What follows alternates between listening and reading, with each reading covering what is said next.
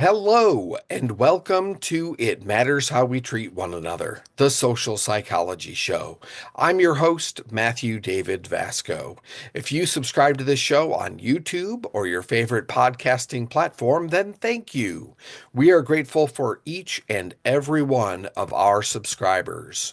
This episode is a follow-up to Season 2, Episode 6 on countering hate. In this episode, I interview media scholar Angie Chuang on whether or not journalists should make a practice of actively countering hate and lies. But first, our inspiring news.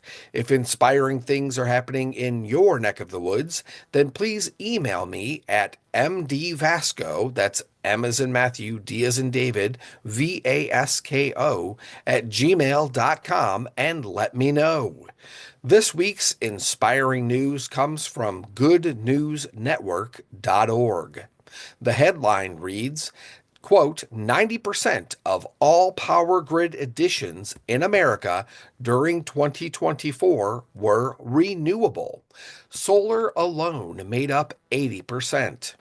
This is exciting to hear when you think about the fact that just 20 years ago, in 2004, solar power was being installed at such a rate that it took an entire year to add 1 gigawatt of solar power to the grid. However, solar has become about 95% cheaper to install since then, and now solar power is being installed at a rate of about 1 gigawatt per day. A gigawatt is enough electricity to power about 200,000 U.S. homes. The article goes on to say, quote, there was also a respectable amount of capacity added by new wind power installations, which added 3 gigawatts to state grids. Additionally, 213 megawatts of hydropower, 51 megawatts of biomass, and 29 megawatts of geothermal steam power were added, taking the total renewable energy footprint in 2024 to 90.5% of all new power sources. All of this makes for inspiring news in efforts to reduce our carbon footprint and slow climate change. Again, if you know of inspiring news happening in your area, please email me at mdvasco@gmail.com and let me know. Thanks. Up next is our feature segment. But first, this show is sponsored by BetterHelp. Some years ago, I was struggling with depression. I knew I was depressed, but I had a hard time asking for help. It seemed like a huge hurdle to figure out how to access therapy services, and the thought of opening up about my depression made me nervous. I eventually did get brave and sought help. Finally, starting therapy was such a relief because knowing I had a professional in my corner helped me start to feel better after even the very first session. Thankfully, BetterHelp is on a mission to make starting therapy easier. Fill out a questionnaire and you will match with a therapist in as little as a couple days. All you need to do is click the link in the description to get started. And BetterHelp is offering fans of this show 10% off your first month of therapy. All you have to do is visit betterhelp.com/itmatters. That's betterhelp.com/itmatters. And now our feature segment.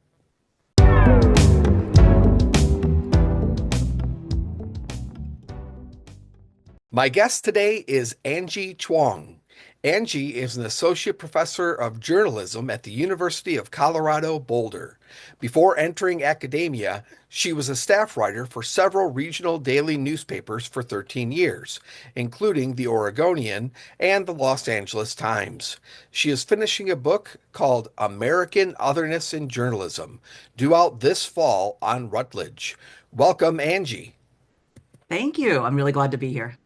It's a pleasure to have you. I'm so excited to have this conversation with you. Let me just go ahead and dive right in with the first question.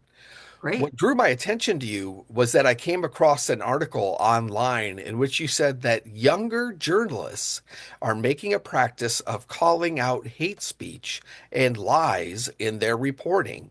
Since part of the mission of this show is to stand in opposition to hate, that really piqued my interest. As a jump off point for our listeners, can you shed some light on traditional journalistic norms versus this new philosophy? Yeah, absolutely. This is a really big topic and it is constantly shifting. So I will go ahead and sort of give the concise conversational version of it, but with the big disclaimer that there's so much scholarship on this right now, and I can cite some of the really amazing scholars that are mining this in all its complexity. But I will say I was going to give a couple of very concrete examples of things that happened really in the wake of the Black Lives Matter protests in 2020 and COVID. And I think they really exemplify sort of what the current generational tension in journalism is now about ideas of objectivity and advocacy and the need to call out certain uh, problematic ways of being or leading or governing or acting. And so the first example is it happened at the New York Times in the summer of 2020 when George Floyd was murdered and these protests were happening in major American cities.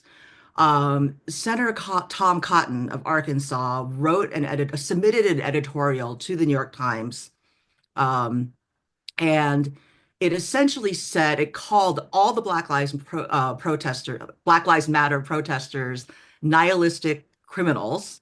It said that they took pleasure in burning down cities and looting, and very broad brush, and it sort of conflated them with Antifa, and then suggested that the U.S. invoke the Insurrection Act of 1807 and and bring the National Guard in to stop the protests. And this ran verbatim with no commentary, um, no alternate views in the editorial section, the way many senators' editorials would have run. During that time, there was already a lot of tension in the newsroom between the mostly young reporters of color that were being sent out to the front lines of these protests and getting pepper sprayed by police and roughed up by law enforcement, and the leadership, which was then both telling the young people out on the front lines of the protests to have a social media presence and to send back a lot of tweets from these sort of front lines of the protest, and then um, getting criticized or even punished if their tweets were not objective enough or appeared to take sides. So there's all this tension building about these reporters who are saying, like, we're literally putting our bodies on the line and being harassed, being attacked. Um, and then you're telling us that we have to be on social media, and then saying that we can't be ourselves on social media. We can't actually say what happened to us, and we can't be Black on social media or be a person of color on social media. And then at the same time, you're letting this senator essentially condone violence against largely peaceful protesters and mischaracterize them with no rebuttals. So at that point, an entire group of reporters of color stood up against the leadership of the Times, and it was so numerous and powerful and heard by the public that the leadership actually heard them out and changed some policies and made some, I think, publicly apologize for the editorial. And so I thought that was a really good example of how this younger generation of journalists, all working for a very powerful legacy institution that represents the dominant culture and the status quo, was able to move the needle of media discourse in a way that forced people to confront what is objectivity, what is fair and transparent journalism, and what voices should be allowed to have space and airtime, so to speak, in these very powerful institutions with or without mediation or checks and balances, so to speak. Right, absolutely. Now, how does that happen when uh, someone in a newspaper in a position with the ability to hire and fire like that is sort of saying, you can't do that? How does that make these young journalists sort of respond? I mean, I suppose they're hearing it from the public too, because the public's pushing back as well. So it's not Oh just yeah, the yeah, journalists.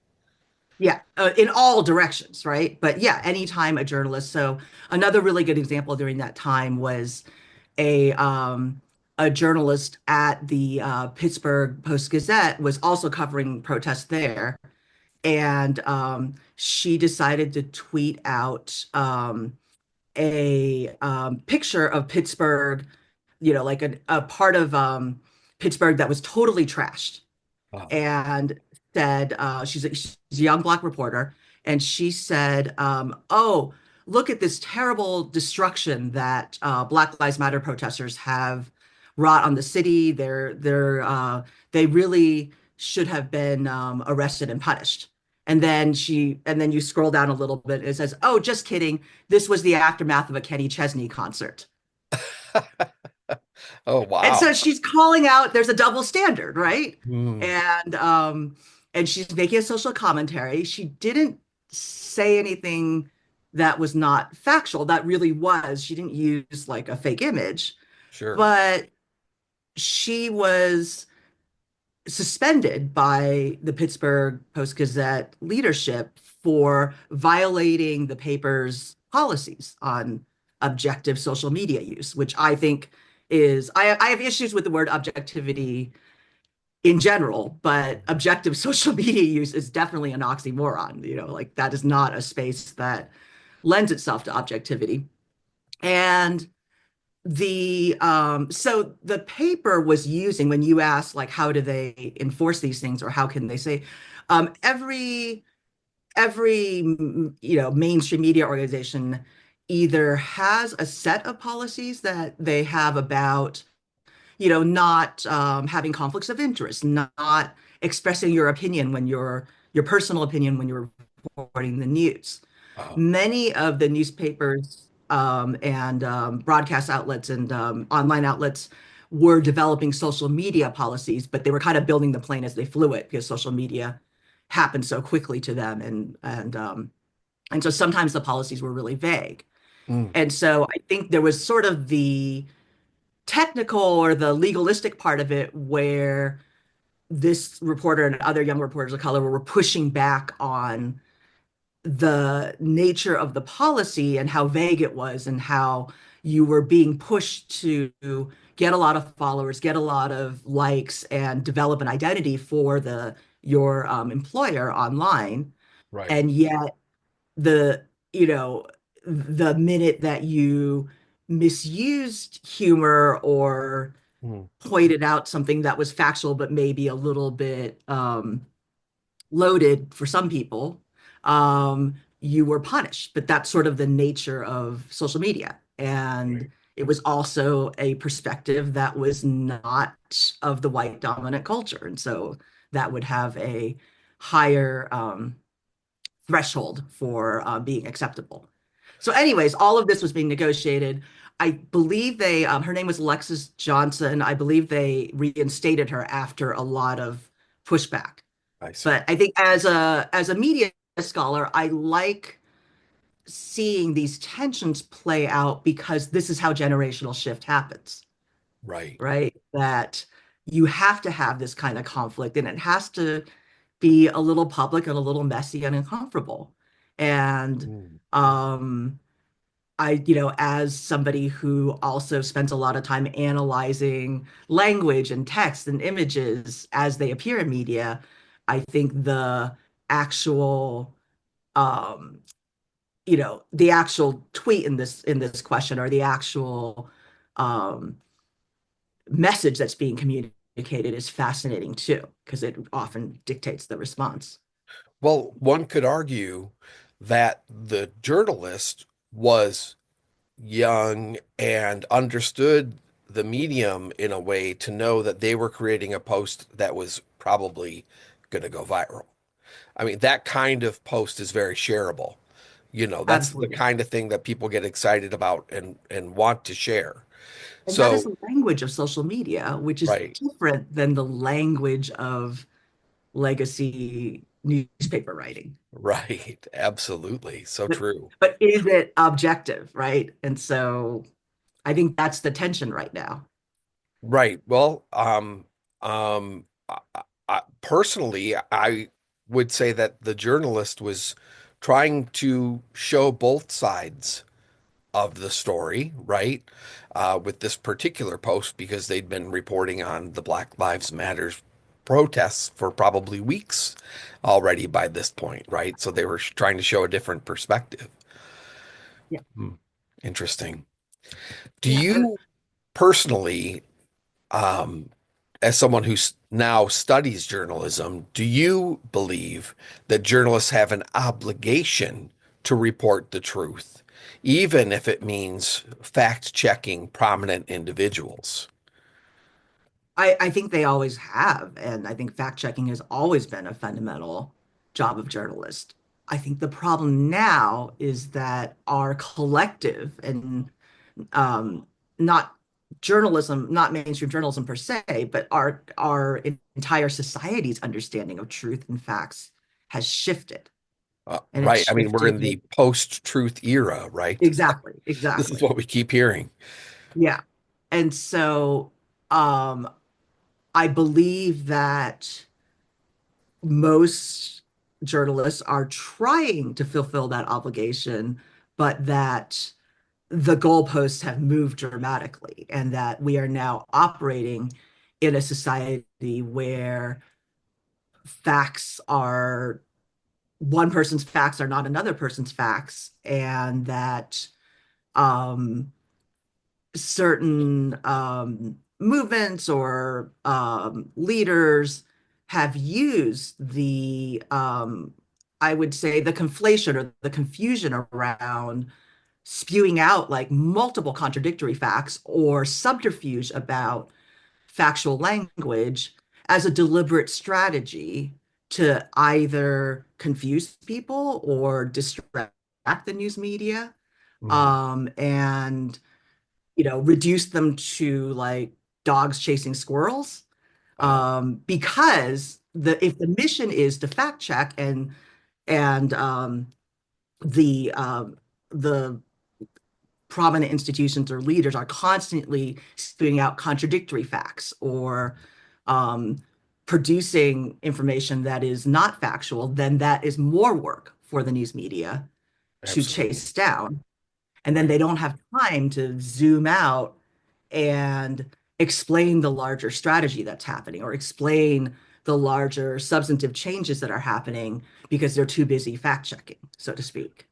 So I Now, think that both facts have been weaponized, and that facts are not a universal understanding anymore. So we're operating at a very different time now.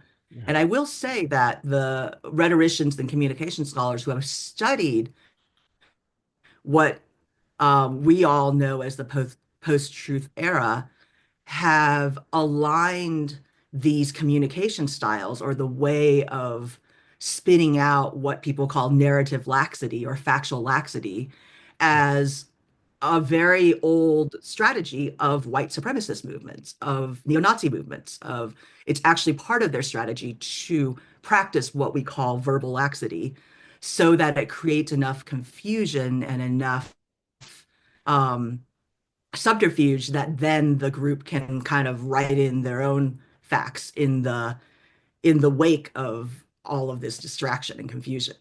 Oh my goodness. What do you mean when you say the weaponization of facts? Just the fact that that it is possible now for, say, a presidential candidate to continually say something that is empirically and objectively not true, Oh, and that in the repetition of saying it, it becomes accepted by or tolerated by many people as truth. So a great example would be that the January 6th insurrection was a day of love by patriots who just really, really loved the country and wanted to, I don't know what they wanted to do, but that it was not violent. It was not meant to disrupt or overthrow the government. I see what you're And saying. that if you repeat that enough times in the face of video evidence to the contrary, that it starts feeling like the truth. I kind of want to take a look at the same question from the perspective of hate. Do Mhm. you believe that journalists have an obligation to counter hate? I do, but not. I think the definition of that and the extent of that is the fundamental tension that I was describing earlier that is happening, not entirely, but largely between generations of journalists and also between, I would say, social identities of journalists, that journalists of color and women journalists are generally more likely to support a way of countering hate in journalism that the establishment, which is still mostly college educated, upper middle class white men from Ivy League institutions, would say violates the traditional um, rules of journalistic detachment, neutrality, objectivity, however you want to call it.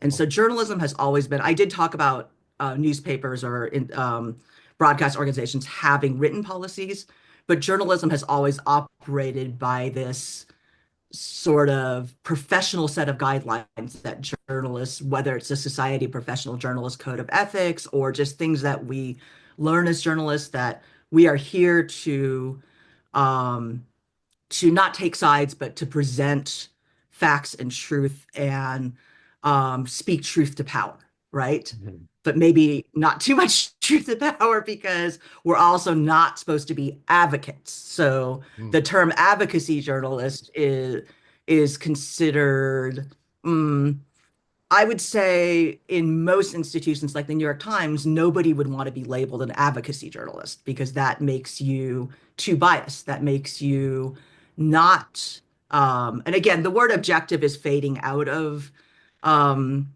common use in journalism because we've now recognized that the old rules of objectivity was sort of a white male objectivity. It Mhm. was um, you source your news from institutions, from government officials, from police spokespeople, and that the use of including protesters and ordinary people and ordinary citizens or people from disempowered groups is closer to advocacy.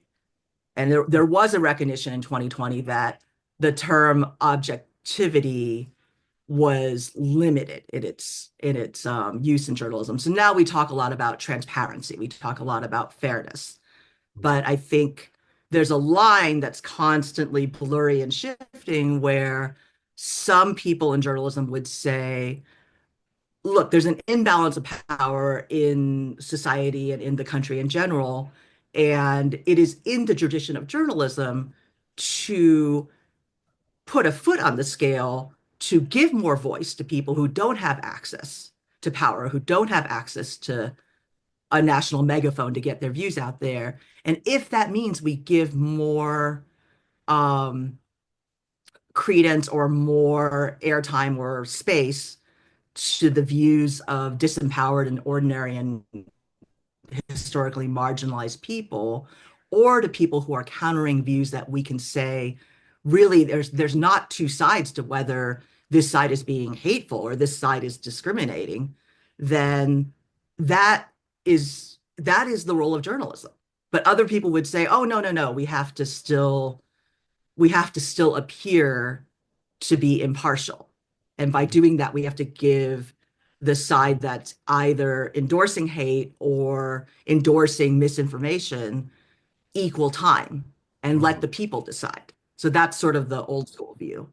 And that's the Right. view that gave us the false balance of let's quote somebody who believes that climate change is a problem, and let's give equal time to a climate denier who says that climate change is a hoax. Hmm.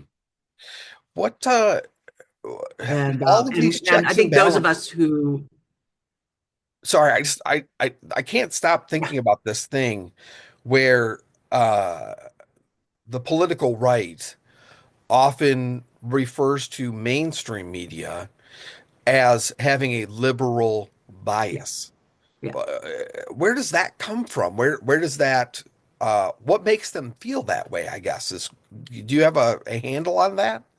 Why Yeah, they yeah, feel I that way? think it's actually factually accurate if people have surveyed journalists from what people consider mainstream organizations, and a larger number of them do identify as either Democratic voters or people who lean towards the left. I believe that happened because journalism traditionally was sort of a trade in which people didn't necessarily go to college and was kind of seen as a working class profession. This is like, turn of the century kind of journalism. And over time has professionalized into an organization that has always struggled to reflect diversity, but has largely come from major coastal or metropolitan cities, or the most influential journalism organizations are based in these large cities. They largely hire college educated people, and they largely hire people from upper middle class backgrounds who have gone to there's a study about the proportion of people who have graduated from Ivy League institutions or equivalent institutions in major newspapers like the New York Times and the Washington Post, and it's a huge proportion. Mhm. And they might even be look diverse in a sense, like there are women, there are people of color, there are people who identify as openly LGBTQ, but even the people of color and the LGBTQ people and the women are also college educated from Ivy League institutions and from upper middle class backgrounds.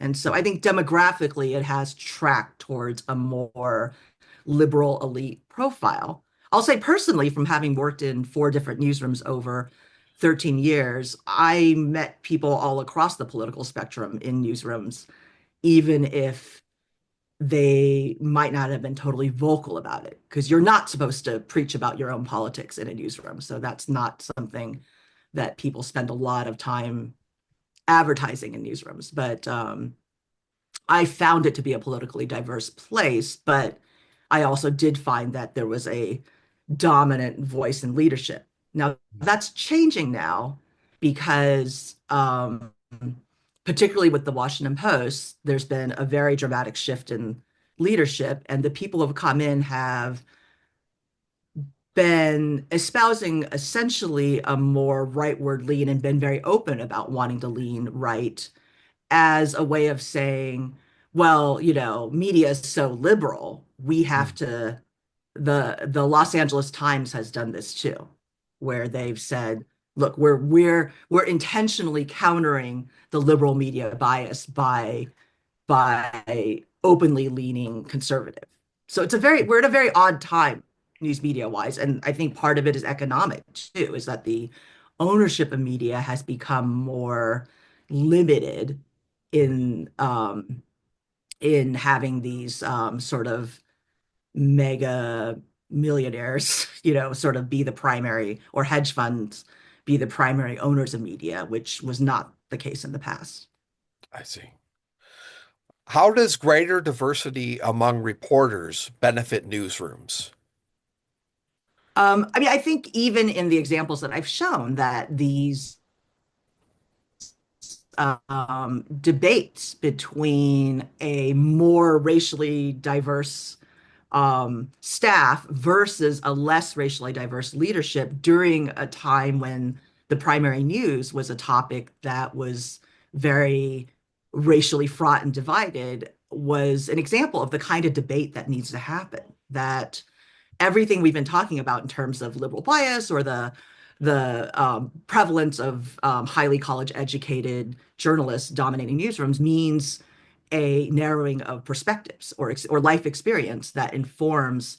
And so even if I think most journalists are very committed to being transparent, presenting differing perspectives, very few journalists in most of these mainstream organizations we mentioned go into journalism unless they're an opinion writer, maybe. But even they are like conscious of opinions are stronger when you present all perspectives and then make an argument. So most news journalists really don't want to go in and be one-sided.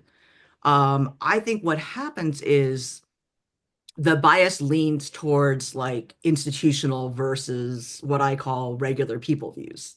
Mm. And so the people who have run mainstream media outlets have really, really tried to include various institutions in their perspectives, but they may not have as much access to ordinary voices or what I call the alternative experts. So somebody in um, a working class community or a community of color may not lead a big institution or be an elected official or have like a title, but they may be a community leader and know everything about that community because that's often how informal networks arise in lots of communities and organizations.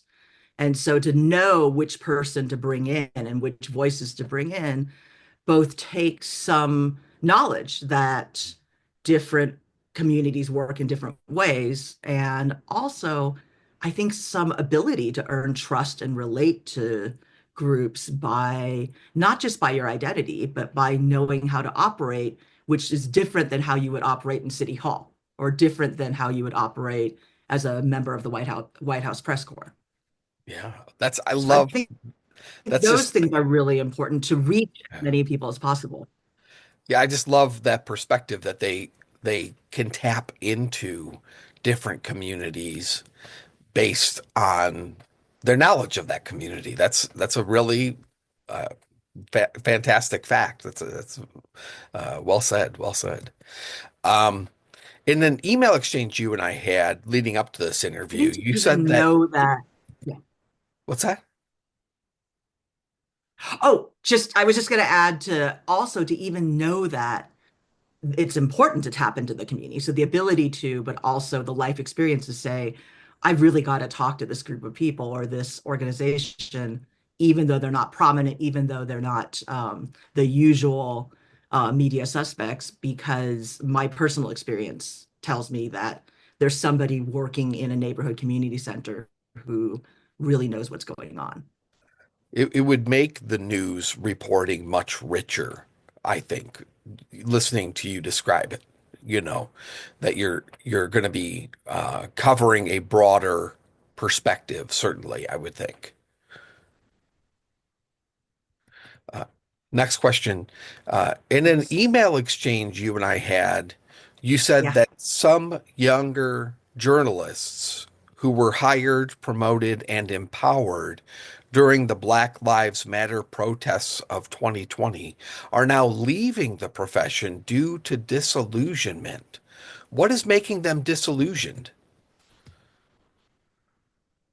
I think it is what we were talking about, this shifting ownership, the capitulation of owners to an authoritarian acting government that is eager to punish media for its perceived bias. Um, I mean, the Washington Post is sort of an extreme example, but the Washington Post had um, made a lot of hires around 2020. Many of them were young and diverse and were really emerging as a leader in. They won a Pulitzer for this amazing project where they traced the life of George Floyd through various institutions to show not just how his life brought him to this place where he died under the knee of a white police officer, but that every institution that his life had interacted with him sort of set him up to become a victim of a racist system. And so that won a Pulitzer. It became a really successful book. It was primarily or almost all written and produced by journalists of color of many different ages. And this was also during the Spotlight era when they were, Marty Baron had come for the Boston Globe after calling out the Catholic Church and brought the Post into this very powerful democracy dies in darkness investigative era where it was really calling out abuses of power in government. And then he left, some leadership changed, and the owner, Jeff Bezos, went from being a very neutral, distant owner to one who placed a leadership that was very hell-bent on reducing the size of the paper, on changing like openly saying he wanted to change the ideological slant of the paper. And I think the crux moment was when they pulled a editorial endorsing Kamala Harris a few weeks before the election. This made a lot of news. You probably remember a lot of people canceled their Washington Post subscriptions in response Right. to it. And it was the feeling that the paper had acted independently, in which an editorial board, even though it has opinions, is supposed to be independent from the publisher and independent from the newsroom.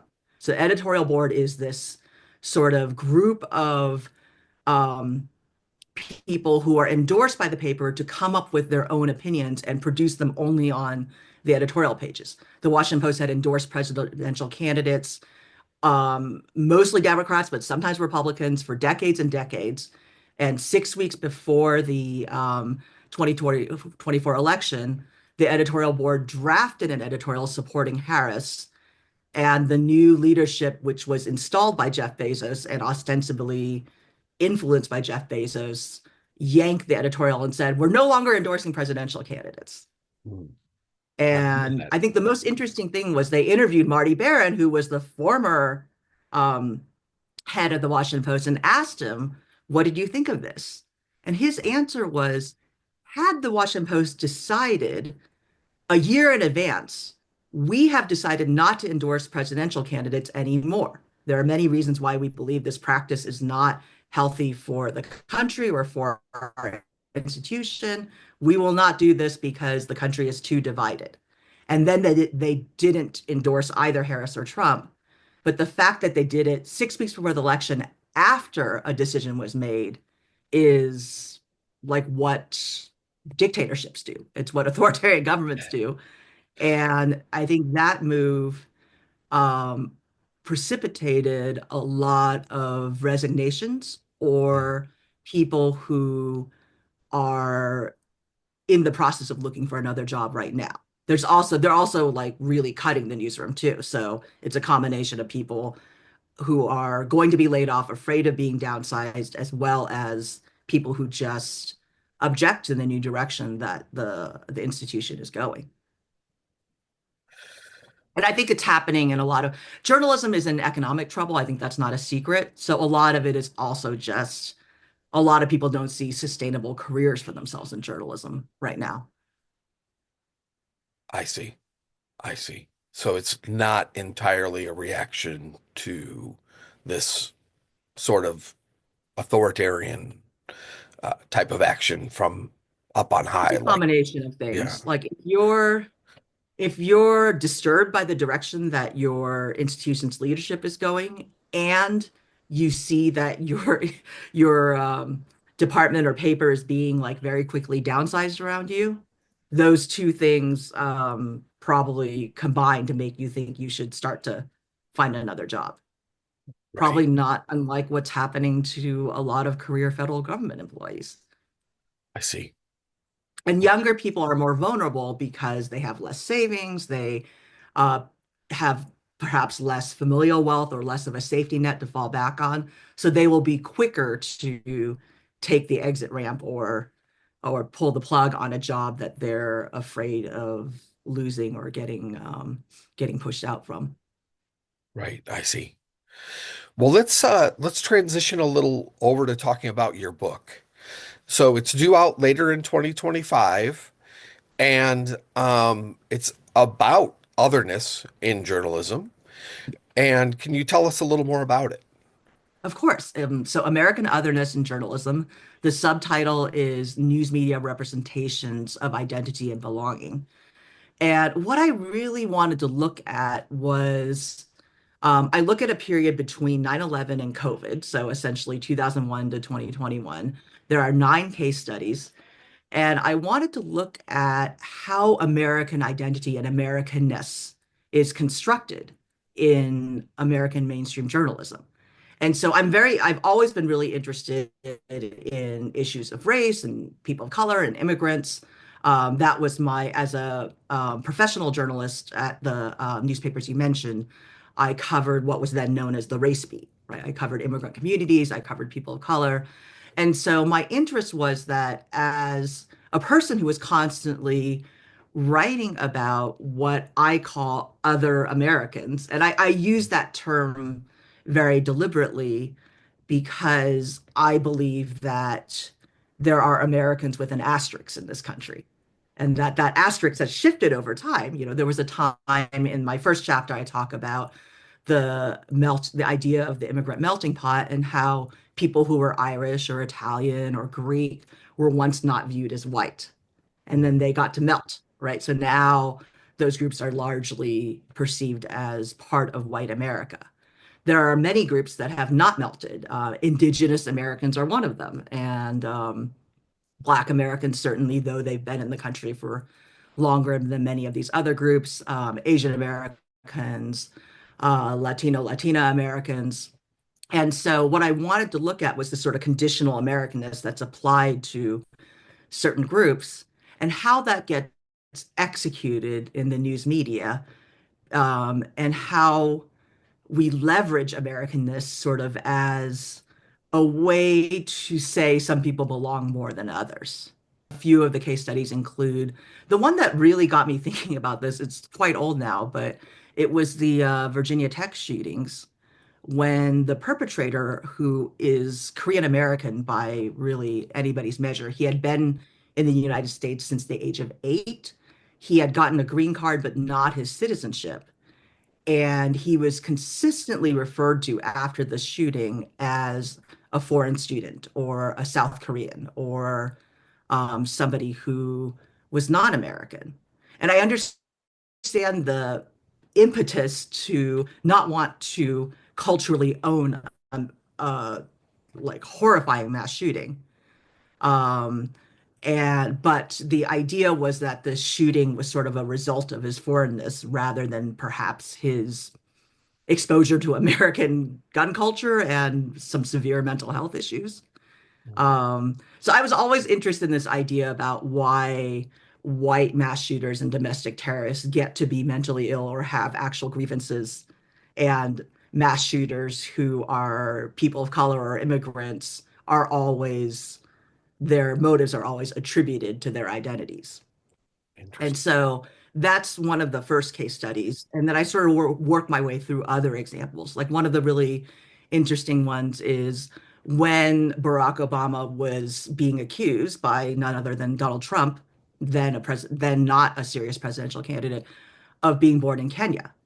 Mhm. And so you have sort of the opposite of a mass shooter. You have this success story, president of the United States, probably first other American to be a president, and why it was that the news media gave as much time to this debate about his birth certificate as it did, and Mhm. then sort of backed off after he announced that he had led the raid against Osama bin Laden and killed him.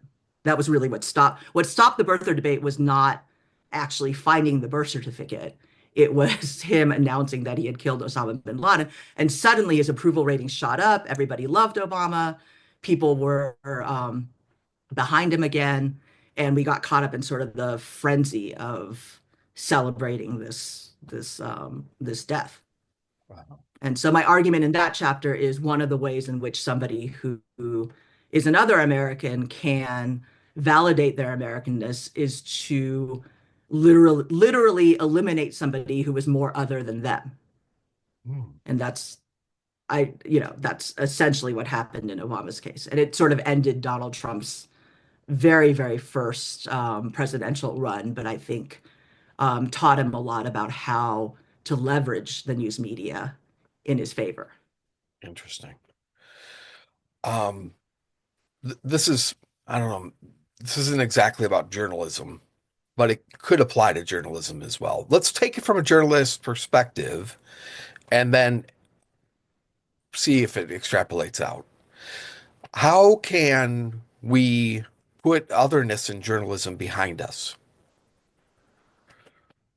How can That's we overcome it? yeah. I'm writing the chapter now where I'm supposed to give advice Hmm. to journalists, and that is the most difficult thing to do because right now it is really impossible to come up with any solutions and conclusions given how unstable news media and journalism is. Like most journalists are just trying to stay employed and trying to make a living in a profession that's fragmenting, that's really difficult to figure out how to make even economically viable, and is under a ton of pressure. And so I think that otherness will always be with us because it is part of how we function as societies and people. That the self is only defined if you define the other, right? And I didn't make that up. I'm borrowing this from amazing cultural scholars like Stuart Hall and Edward Said. The idea that we have always relied on othering or defining who's in the out group to reinforce the identity of the in group. Anyone who's walked into a high school cafeteria knows how that works. And so I don't think that will we will get. But I think what I am starting to write this chapter about, because I think it's so important in the current time, is that awareness and sharing awareness through calling out, through naming things, through doing the thing that's so hard as a journalist these days, which is to zoom out, stop chasing all the squirrels, and say, not just like, here are 500 squirrels that happened in the past week, but that the people are launching the squirrels on purpose because it's confusing and it's distracting and it's making you not see the bigger motive or the picture, which is a hateful motive, which is a motive that will constrict the definition of Americanness and will exclude people from Americanness, quite literally, if you look at some of the birthright citizenship attempts to get rid of that constitutional amendment or the attacks on immigrants and refugees and initiatives to help people of color rectify historic wrongs in employment and discrimination. How do you I don't know, feel is that a, inclusivity plays into this? DEI, for example. yeah, yeah. Do you think with greater inclusivity we can maybe turn a corner?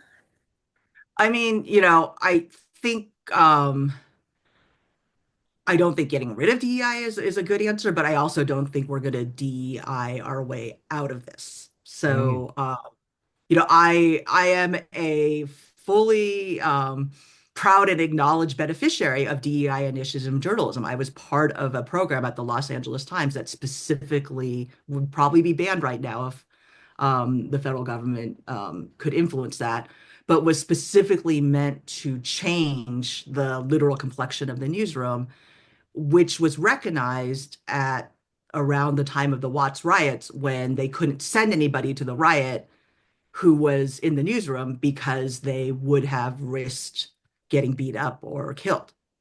Oh, And so that was sort of the the origin story of that specific diversity program, where they recognized in this very heated moment that they needed to have journalists that looked like their whole coverage area to actually be able to cover the important things that happen. So I think it's essential, and I think it is not about uh, simply being nice or being woke, if people want to call it that. I think it's about actually reflecting the community that you cover and the world as it is. And I think it's also about understanding that there is DEI for educated white people and wealthy white men everywhere, right? They Mhm. don't call it that. They just call it like networking. Or and so the reason why the major journalistic institutions are largely made up of Ivy League graduates is because there's a preference and a pipeline. And so whatever DEI will be once we get through this current phase of attacking it, will need to be more transparent about its goal to correct those forms of biases that I think we get caught up in. Hate groups love the idea of default language. So a white supremacist group will not call themselves white supremacists. They'll call themselves alt-right or nationalist or preserving American heritage, Oh, right? And so right. they love that idea because it forces you to see white as default. You don't even have to say white when you say American heritage. And Mm. it also creates the subterfuge that I've been describing that confuses people and gets people debating instead of actually saying, no, you're a hate group. And so, this default, old boys network or Ivy League network or whatever you want to call it, that exists in many of our powerful institutions needs to be called out for their DEI before we can see what historic DEI efforts have really been trying to do, rather than using the sort of like nice language of, oh, DEI is inclusive, it's nice, it makes everyone feel like they belong. Like all of that is right, but I think we need to just become more blunt about what it really is meant to do. Got it. Well, thank you so much for your time. Thank you for all these insights. I really feel like we're hearing a perspective from you that needs to be heard, and I hope lots of people tune into this episode. Thank you, thank you. And when my book comes out in November, I think I hope everybody will take a look at it because I go much more into detail about some of the things I brought up today. Fantastic. We'll be looking for it. I will be too. So we always like to end on a light note and finish with the feel good five. So these are five rapid fire questions meant to maybe give our audience a little bit of uplift. Are you ready for Great. the feel good five? I am ready. Okay, here we go. What is your favorite feel good song? Right now, it's APT by Rose and Bruno Mars, courtesy of my 8-year-old niece. It's her favorite song. Wonderful. What's your favorite feel good movie or TV show? This is going to sound totally counterintuitive, but I just watched The Substance, which is like literally horrifying and grotesque, Oh, but good. it made me feel really good for Demi Moore. I feel Okay, like this is like her moment. She got to tell, when somebody gets to tell their own story through art, it's a very liberating feeling, and I could feel her liberation in this piece. So that's why wonderful. it made me feel good. Wonderful. What helps lift you up when you're feeling down? Um, Skiing and yoga, two totally different activities, Excellent. What but I gives like your them life both. meaning? This is cliche because I'm a teacher, but I really like interacting with young people and learning from the younger generation and supporting them in whatever way I can. And what inspires you? Oh my gosh, I didn't think of this one in advance. I think just people who are brave, people who are speaking out in spite of great risks to themselves, internationally and nationally. Fantastic. Thanks so much. And it was a pleasure having you on the show. Thank you. Thanks for your great questions. I really enjoyed this.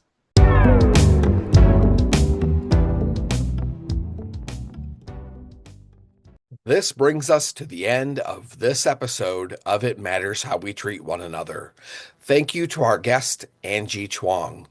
Please subscribe to keep up with all our episodes, and you can support the show on Patreon at patreon.com/itmatterspatrons or by shopping our Etsy store at etsy.com/shop/itmattersmerch. There are links in the description. Your quote of the week is, quote, journalism's first obligation is to the truth. Its first loyalty is to citizens. That is from the American Press Association. And remember, treat everyone with kindness, respect, empathy, and compassion, and try for love and acceptance whenever possible. Be well, and much love to you all.